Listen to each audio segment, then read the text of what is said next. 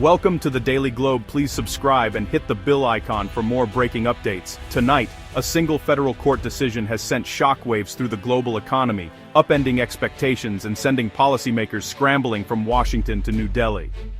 The ruling, handed down just hours ago, has already triggered a cascade of reactions across financial markets, with investors and business leaders urgently reassessing their strategies in the face of sudden uncertainty. The court's move has effectively halted the Trump administration's sweeping tariff plan, freezing billions of dollars in goods at ports and leaving supply chains in limbo. Shipping companies and exporters are now facing delays and confusion as customs officials await new guidance. By blocking the use of emergency powers to impose unilateral tariffs on India and China, the court has challenged the very foundation of recent U.S. trade policy, raising the stakes for ongoing negotiations and diplomatic relations. The decision disrupts a strategy designed to pressure Russia's allies over the war in Ukraine, complicating efforts to isolate Moscow and shifting the balance of power in international diplomacy. This ruling marks a critical turning point, not just for the United States, but for the entire global trading system. Legal scholars and trade experts are calling it one of the most significant interventions in decades. It raises urgent questions about presidential authority, the limits of executive power, and the future of international commerce. Business leaders are left wondering how future trade disputes will be handled, and whether the era of aggressive tariffs is truly over. For businesses and consumers bracing for higher costs, the ruling offers a temporary reprieve. Families worried about rising prices, and small business owners facing mounting bills, are watching closely to see what comes next. And for nations caught in the crossfire, the decision is a moment of relief, though the underlying tensions remain unresolved. Diplomats are now working overtime to recalibrate their strategies, knowing that the global landscape has shifted overnight. The court has paused the administration's most aggressive weapon, putting a temporary stop to a policy that threatened to escalate trade wars and disrupt global supply chains even further. But the battle over America's trade policy is far from over. Lawmakers, lobbyists, and world leaders are preparing for the next phase, as debates over tariffs and trade agreements intensify. As the world watches, the stakes for the global economic order could not be higher. The coming days will reveal whether this is a brief pause or the beginning of a new era in international trade. To truly grasp the significance of today's landmark ruling, we need to look back at the Trump administration's turbulent history with tariffs and trade policy. This backstory is essential for understanding the motivations, consequences, and controversies that have shaped the current moment. In his first term, President Trump launched a sweeping multi-front trade war. He imposed steep tariffs on major trading partners like Canada, Mexico, and especially China, arguing that these measures would protect American jobs, revive domestic manufacturing, and reduce the persistent U.S. trade deficit. The administration framed tariffs as a tool to force fairer trade deals and restore American economic strength. The reality, however, proved far more complicated than the rhetoric. Despite the tariffs, manufacturing's share of GDP continued to decline, and the trade deficit actually widened. Many economists argued that the tariffs hurt American consumers and businesses by raising costs, while failing to deliver the promised economic revival. The administration relied on rarely used emergency powers to bypass Congress, creating deep uncertainty for businesses and chaos in global supply chains.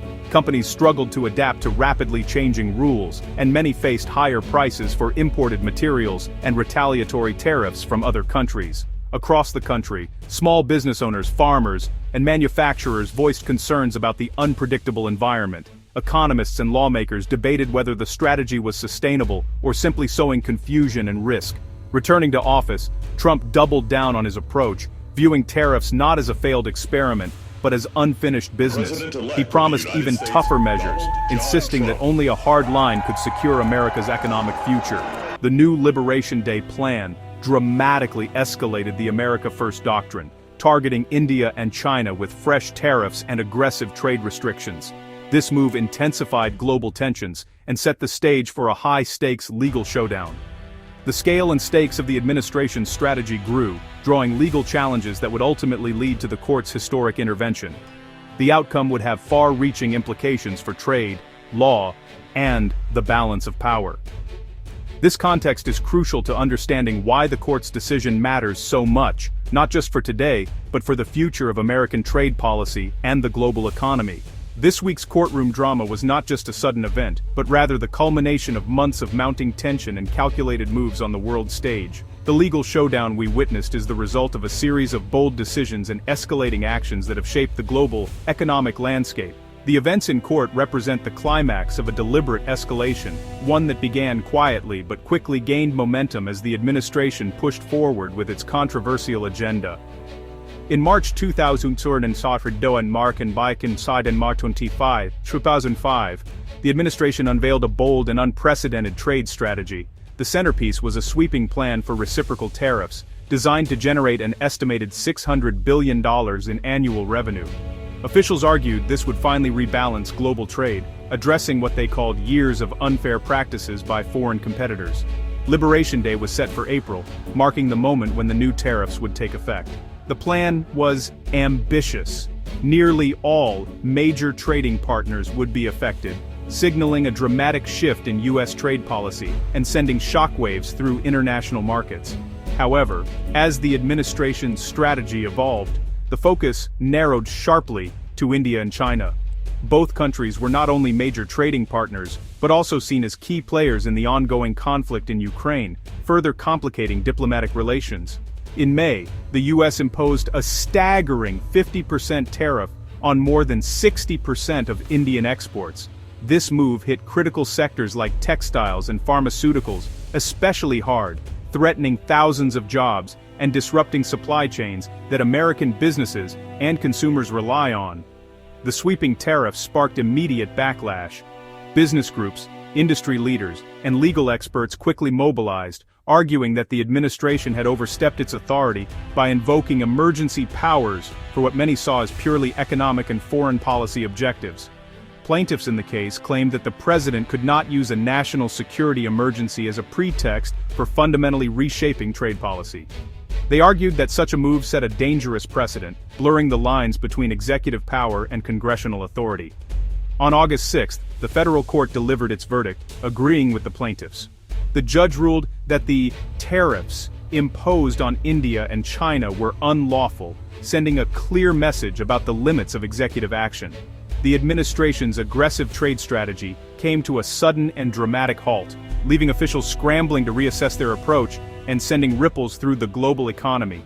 Now, the outcome of this legal battle stands as a defining moment, one that will shape the boundaries of executive power in trade for years to come, and serve as a cautionary tale for future administrations. The tariffs' real impact was always going to be felt at home. Analysts estimated the plan would cost the average U.S. household over $5,000 a year, raising prices on essentials from groceries to cars. Tariffs act as a regressive tax, hitting low and middle-income families hardest. Studies projected consumer prices would rise by up to 2%, a major blow in an inflation-sensitive economy.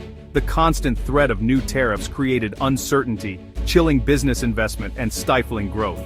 In contrast, the previous administration's targeted investments spurred manufacturing job growth and private investment.